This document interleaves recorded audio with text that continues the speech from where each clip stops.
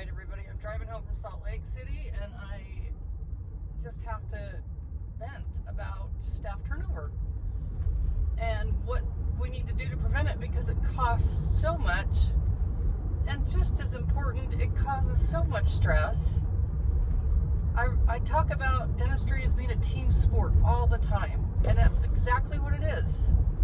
For those of you that have done anything, whether being in an orchestra or being on an athletic team or in pairs figure skating or anything where you rely on someone else to support you in what you need to accomplish, is a team sport, and that's what we do in dentistry. And it's a wonderful feeling when a play comes together and you score a touchdown or a basket or whatever it is, and you high-five each other and celebrate those moments, because it just feels so good. And in dentistry, isn't it a great feeling when you've got the perfect team in place and everybody knows how to do their job, and you don't have to tell anybody how to do their job, and you don't have to wish that somebody would do their job, because everybody anticipates each other's needs, and the patients come and go and they're treated well, and it doesn't matter what objection they throw at you, you have a solution for that. You can help them with that. And everybody knows it. The dentist can treatment plan, and we all know what he or she would want to offer that patient, and we can support it as a hygienist or assistant.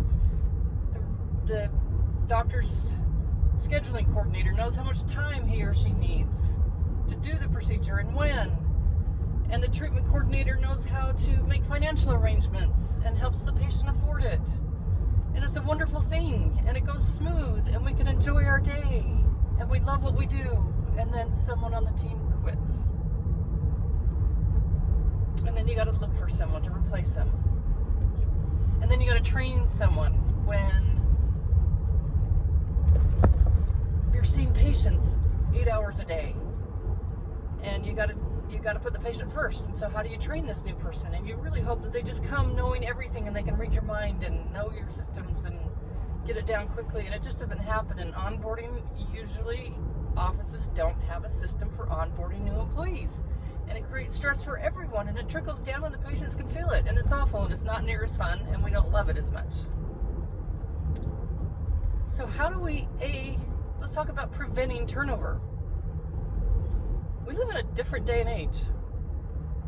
You know, I'm a product of a couple of generations where just my grandparents' generation, my goodness, they would leave they were young, they would leave their new wife and new babies and go to a different state to work on the Hoover Dam for work just to feed their family.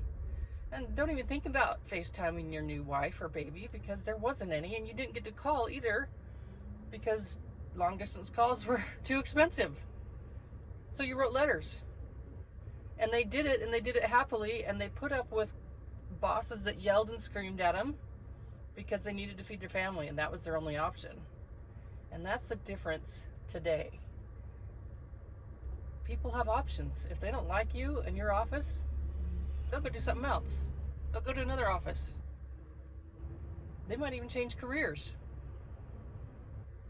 We don't have the luxury of treating our employees badly, let alone, but I don't think most people treat people badly. I think most owners just neglect their employees, particularly in the dental practice, because our focus so often are the patients.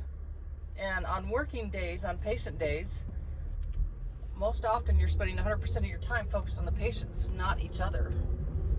And so then you, as owners, and I've been there, you as owners take your days off, and you've got, owner responsibilities of paying the bills and getting your CE and managing the office and dealing with your landlord or who knows what, or buying the practice, or maybe you got other stuff going on. And your employees often come last. And that worked a couple of generations ago, but it doesn't work anymore. And you can argue, oh, millennials are just spoiled. They're just spoiled little brats. Well, that's not, why argue? Why don't we learn to just adapt to millennials and their generation and figure them out. And let's acknowledge that they have choices on where they want to work. They really don't care if they lose. I mean, my goodness, I was always taught you show up first, you stayed last, you work harder than anybody else because you don't want to leave your job. You don't want to lose your job. Not only for just in pure integrity purposes, but you don't want to be out of work. Well, these kids can be out of work and they can go find another job. So that's the reality. And leadership gurus of today get it. Richard Branson's one of the first people that I ever heard say it. Treat your employees well and they'll treat your customers better. Gary Vaynerchuk gets it. Simon Sinek gets it. We've got to create a culture that they want to be a part of. So how do we do that? How do we create a culture they want to be a part of? Well, let's go back to the sports team analogy for just a second. Because think about maybe an NFL quarterback that comes onto a team young and much more inexperienced than the rest of his professional teammates. What's the first thing he's got to do? I would think that it would be to gain their trust. They need to be trustworthy. A quarterback is in such a position, a leadership position, that he's got to gain his teammates' trust. If his offensive line teammates don't like him, how much of an effort are they going to sacrifice their body to block those defenders and make sure he doesn't get hurt? But if they trust him and care for him, they're going to give it their all. And that's what you need to do to level up in your practice. You need to be able to trust your employees that they can do what you can't do, because you can't do it all.